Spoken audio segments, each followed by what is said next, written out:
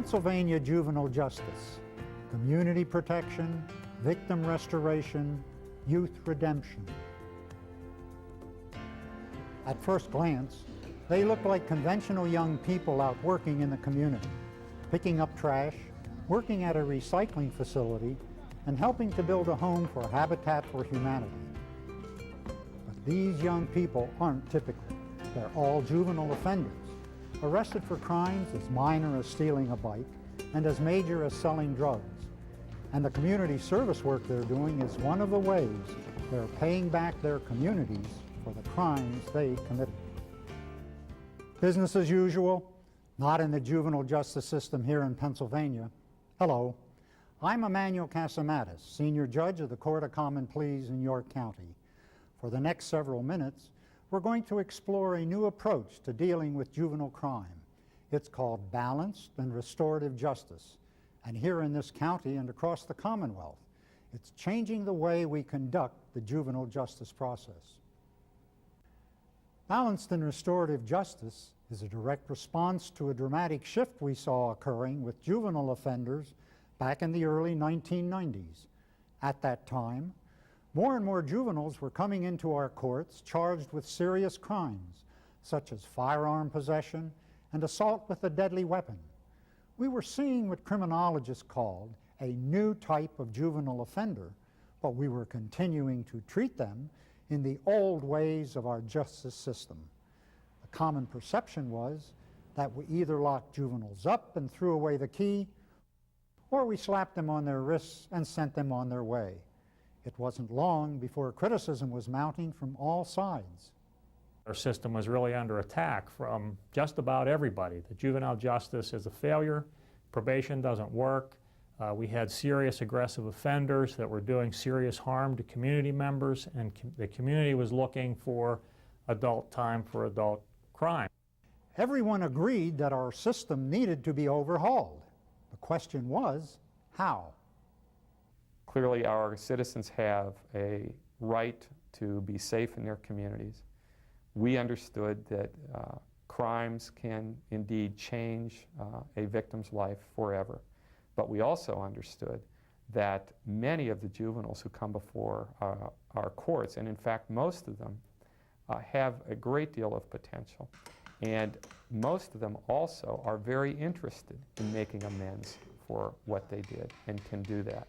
And if we can allow them that opportunity to try to restore, to the extent possible, crime victims to their pre-crime condition and provide a way for these offenders to be accepted again back into their community after they have accepted responsibility for what they've done, we feel we provide the greatest opportunity for them to become contributing members of their community later in life. All of these ideas are joined under the title Balanced and Restorative Justice. With this approach, we look at crime through a different lens, one in which the victim and the community are elevated to a new and balanced level. It was definitely the major shift in philosophy that we needed, but it required an act of legislation for it to begin to take effect. Act 33 of the special session of 1995 redefined the purpose clause of Pennsylvania's Juvenile Act to require balanced attention to community protection, accountability for acts committed, and the development of competencies to enable the children that come before the juvenile courts to become productive members of their community. For those of us who have been witnesses to the sweeping changes in our system, or the drivers for those changes, it is indeed a whole new way of doing business. Previously, when a juvenile offender appeared in court, our primary objective was to make sure he didn't come back. Now, we want to assure that in addition to not coming back, these young people assume responsibility and become productive members of their communities. We want them to be taxpayers, not tax consumers. Today, in courtrooms, in probation offices, on community justice panels, all across the Commonwealth, representatives of the justice system and community members alike talk about this new approach. We ask different questions now. We ask, what is the harm? Who needs, or what harm needs to be repaired? and who needs to be responsible for doing that. And that's not what we always asked before. The balanced approach in restorative justice mission and philosophy, I think, is wonderful with the juvenile justice system. It involves all entities now, and that is the offender, the victim, and the community. And I've always felt that with the offender, if there's no face to a crime, they have no concept of the impact or the harm they are causing someone. Community protection, victim restoration, and youth redemption. It, in 6 words, recognizes what it is we're supposed to be about, who it is we're supposed to serve, and what it is we're supposed to do to, with, or for them. If we ignore the needs of victims for information, restitution, and a voice in the system, we are unable to repair the harm. If we ignore the needs of the juvenile offender, he or she may leave the system unable to function as a productive citizen and may even commit other crimes. And if we ignore the needs of our communities won't feel safe, and residents may look upon the young people in their neighborhoods with suspicion and fear. Up to this point, we've talked about balanced and restorative justice in theory. Now we want to show you the concept in action. Throughout Pennsylvania, there are dedicated and passionate individuals who are putting the principles of balanced and restorative justice to work in their communities with very satisfying results. Long before balanced and restorative justice was formally legislated for juvenile justice, Allegheny County was putting the concept into practice with a number of community-based programs. Allegheny County has been progressive for years in developing a continuum of community-based programs. And an example of that would be our Community Intensive Supervision Project, which we began in 1990. And that program is balanced restorative justice at work. And it has all of the components of engaging the community, of holding the offenders accountable to the victims, and providing community safety through intensive supervision. The community program that we run tries to provide a broad range of services for these youth, including drug and alcohol intervention, testing, electronic monitoring, and we make sure that we touch just about every aspect of their life. We have some groups that make them aware of some of the behaviors that they may be having problems with, like anger management or the victim awareness groups. And so in other words, there's a number of things you guys are doing to get back to the community. You're paying restitution, okay, you're doing community service, apology letters. And I had to stand up and apologize to them and everything, and let them know how sorry I was. And I had to apologize to my family and stuff like that. We hold them accountable for their behavior in the community, and we involve them in the community. And it's important that they understand that there's a purpose behind this. Holding juvenile offenders accountable for the harm that they've done is central to the balanced and restorative justice model. One of the primary ways we do this is through the payment of restitution for losses suffered by the victim. How the offender makes that restitution varies widely from county to county. In many counties, the probation department runs a community service program which provides opportunities for offenders to earn the money needed to restore their victims. Right now we're located at our recycling center, which is a drop-off center here in Allentown, Pennsylvania. It is a joint effort between our department and the city of Allentown. And what's nice about this is all the proceeds from recycling here go into a fund to compensate victims of juvenile offenders. And all the labor down here is performed by juveniles doing community service to pay back their victims. Lehigh County really is a proponent of the restorative justice concept.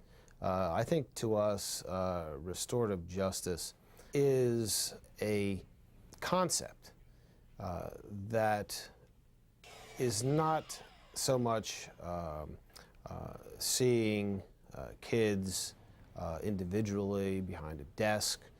It's a concept that involves the community. It involves victims, as well as the offender and the offender's family. An innovative way of reaching out to the community in Lehigh County is through their community-based probation program, known as community justice on wheels.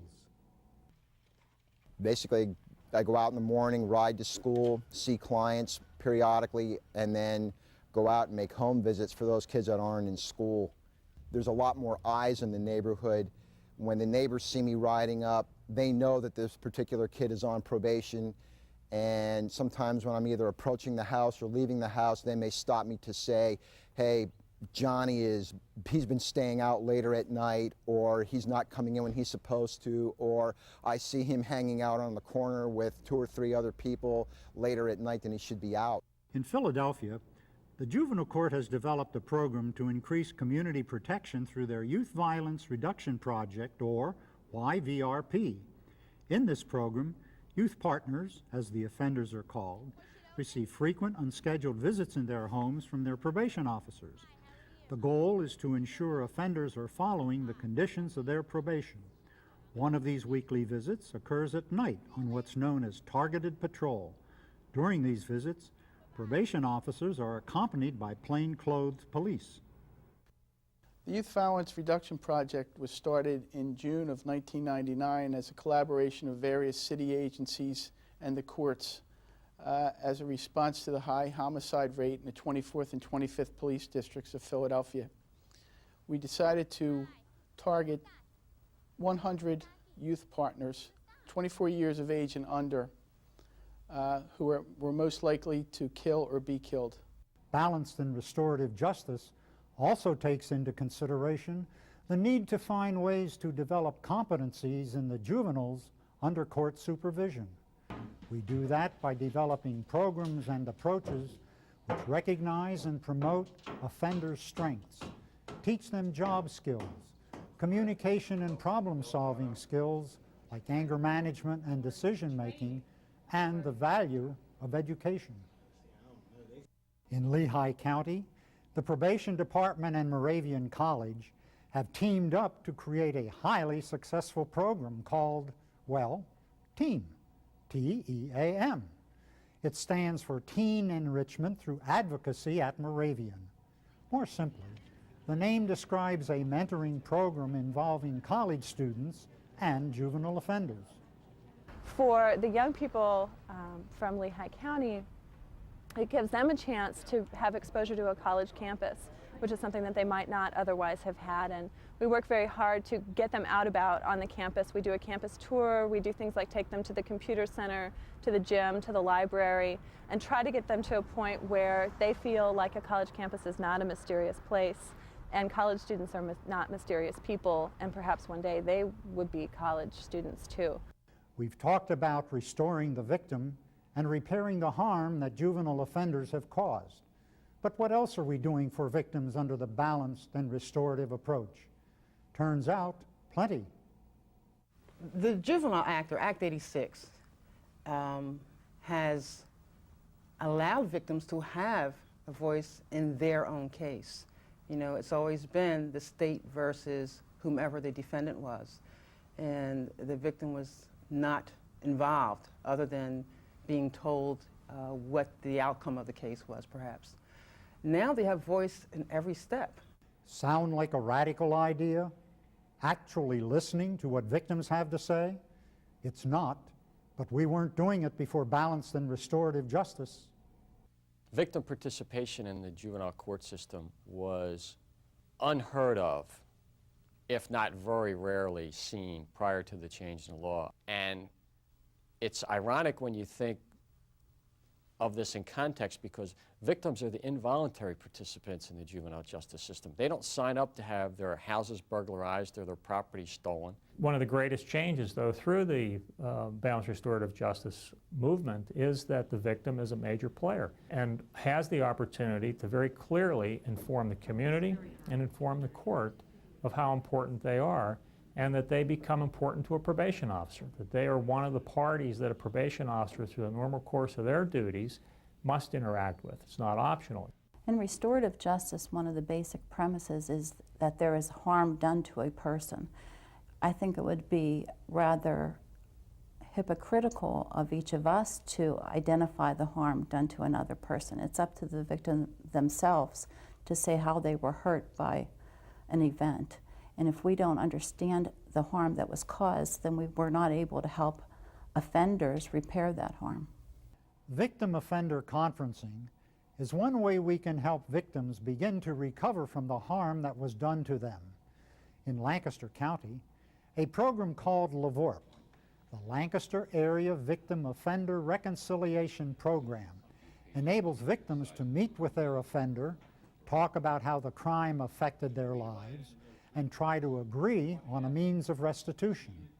Victims need to be restored because they've been violated in their lives. They need to be able to tell their story.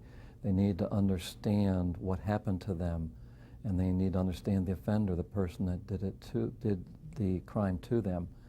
And along with that, typically they suffer some sort of financial loss.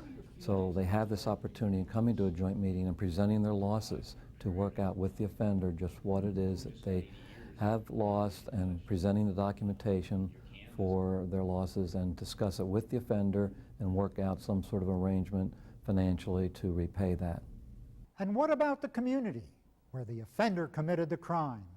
In the balanced and restorative justice model, the community is an important stakeholder in the juvenile justice process. I think the community at large also believes that the solution to crime is not going to be just police enforcement. It's not going to be courts, and it's not going to just be a probation officer visiting with a young person. It's going to be the community, stepping forward to assist all of those parties to carry out their duties and functions. And that's just what they're doing in another part of Lancaster City. The community is stepping forward to serve on youth aid panels, a program that is in widespread use throughout the Commonwealth. Youth aid panels, or community justice panels as they are referred to in some areas, are volunteer groups who meet with first-time offenders and their parents or guardians to map out a plan for restitution and community supervision in hopes of avoiding a court appearance. The idea is to empower the community to mete out justice without involving the judicial system, and ideally help youthful offenders turn their lives around. The volunteers that sit on youth aid panels basically think balanced. They look at the young person, they look at the case, and immediately the first question is, well, how are we going to hold them accountable? How is the victim, if there's a clear victim, going to be restored, the restitution, or how are they going to be reconciled, that victim? And then how is this young person going to come out more competent than when they came in? While balanced and restorative justice is fast becoming the guiding philosophy in the way we look at juvenile crime in Pennsylvania, we need to continue to enhance the juvenile justice system's response by being certain that the system is always conducted in a fair and unbiased manner. In addition, probation departments, victim services agencies, county courts, and communities must continue to make every effort to transform the system. What we need are visionaries and leaders like the individuals you see here. We need to get out there and start to talk to community members, let them know what it's about. When community members hear us talk about balanced and restorative justice, they engage immediately. It's amazing because it makes sense. It makes sense. And if I were 12 or 13 or 14, it would make sense that I understand that there was a victim to my crime, even if people talk about victimless crime, and there really isn't, because you're doing something to the community. So I think if a probation officer is talking to a child about restoration or about accountability, and maybe that's a new message for that child, but I think when you talk to them in terms of what you did caused somebody some grief, and it had an impact on somebody, and you really need to work with me and work with the system to pay back. That makes sense to kids. They might not understand the word restoration, or they might not understand balanced and restorative justice, but we can break it down to their offense, their victim, their situation, that in addition to a victim, you've kind of broken a little bit of trust with the community. and you have to do something to repair that. It's no longer good enough to say, this kid is not getting in any trouble. Now the question is, how can I in the system help this kid become a good son, a good brother, a good worker, a good student, a good citizen, a good father, a good taxpayer? It's the kind of questions we're asking about kids in the justice system that we ask about our own children. Today I stay in the juvenile justice system because I have faith that the juvenile justice system is the area where we are going to be able to do the most good for society and for young people, and consequently for victims. Pennsylvania has a very unique system, and they are devoted and dedicated to balanced and restorative justice, and I feel that that is one of the strongest answers we have to societal problems at this time. You must educate. A lot of people, unless they understand the balanced approach or what a community youth aid panel does, won't be on fire for it. But once they understand, it's like the light bulb comes on, and then you have people on fire. Oh, you gotta have one, we need one, it works. I can't sum it up any better than that. What I can tell you is that here in the Commonwealth, we are committed to balanced and restorative justice as the way we will assure youth redemption, victim restoration, and community protection, now and in the future. And just as we hold offenders accountable for their actions, so too can you hold us accountable for this new way of doing business.